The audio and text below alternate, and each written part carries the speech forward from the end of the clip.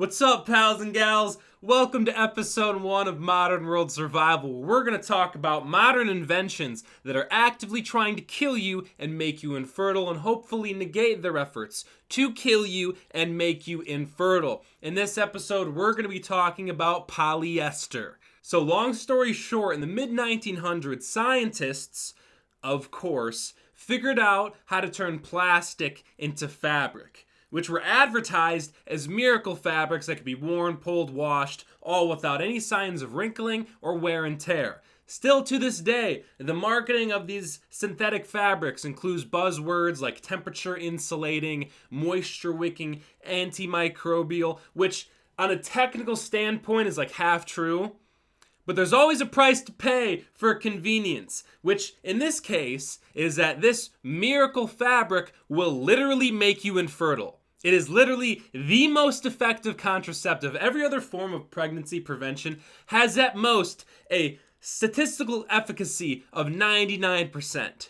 But polyester is 100% effective. Polyester is the hand sanitizer that kills that last 0.1% of germs, except those germs are your gametes. Now, the way they make this magical fertility-killing fabric is they take plastic bottles, aka trash, and they grind it up, run it through various chemical baths before melting it with this big spinny boy into these long strands of plastic, it's still plastic, before grinding it up into this fluffy stuff that kind of resembles cotton, and then this cotton resembling material is then wound into thread. And as you can imagine, this process does a great job of breaking down the plastic into very fine microplastic fibers. Polyester is clothes made out of microplastics, which of course are bioaccumulative endocrine disruptors, which means they like to collect in your organs and then sit there for a very long time. So if you would like to have a healthy hormonal balance in a, functional reproductive system, it's best that you try to avoid these microplastics, which is difficult when you're wearing them on your skin. Your skin, which is of course covered in pores. Your skin is porous. So it's best not to have microplastic made clothing soaked in chemicals sitting on your skin, especially when you're sweating and working out. Oh, and by the way, another great part of the trash clothes is not only does it leach microplastics into your body, it also, of course, leaches microplastic fibers into the water during the washing process, which ends up in the ocean at a rate of 500,000 tons a year, which is the equivalent of 50 billion plastic bottles. Yeah, so not exactly a good bit. Now, first off, when you're approaching this issue in your personal life, you need to know that there's like 10 different names for plastic clothing. Most commonly, they will use acrylic, nylon, rayon, spandex, and of course polyester, but it's basically all the same thing, and they all should be avoided as much as possible.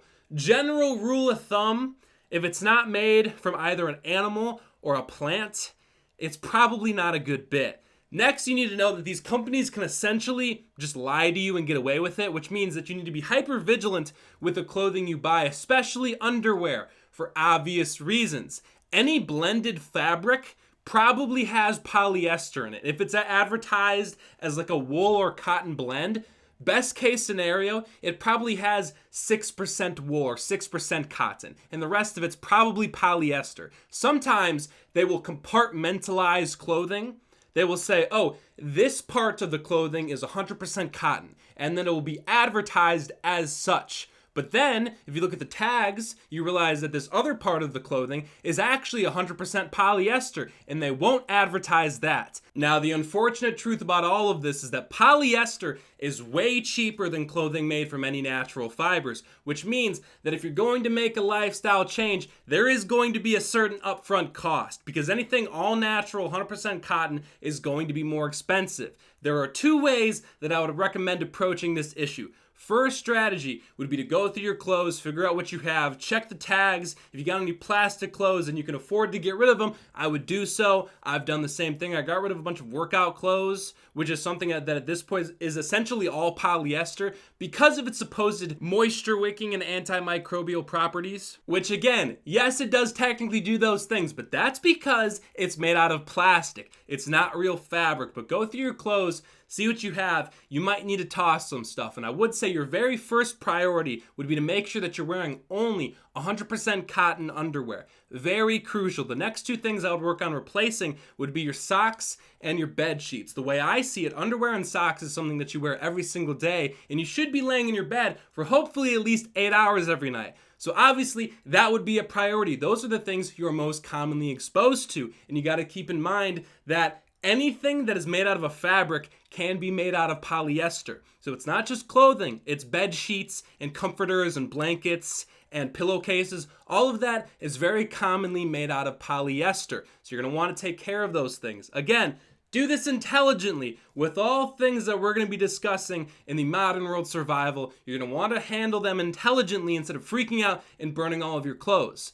Unless you would like to adopt the second Badan endorsed strategy, which is getting yourself 100% cotton sheet, and then you wear it like a robe or a toga, and then you burn the rest of your clothes. Those are really your two best options. Now, for your convenience, I've added some links in the description of 100% cotton products that have either been purchased by me or have been recommended to me by a friend, and I, of course, don't make any money if you buy these products. Again, I don't really have a horse in this race, except I want to fix the nation's looming fertility crisis and the endocrine disruptor crisis and the plastic pollution crisis. Besides that, I have no horses. Besides those 3 or 4 horses. That's about it. Get some new underwear. Don't be infertile. Save the West. Thank you for watching. Let me know what else you'd like to see in this series. Goodbye.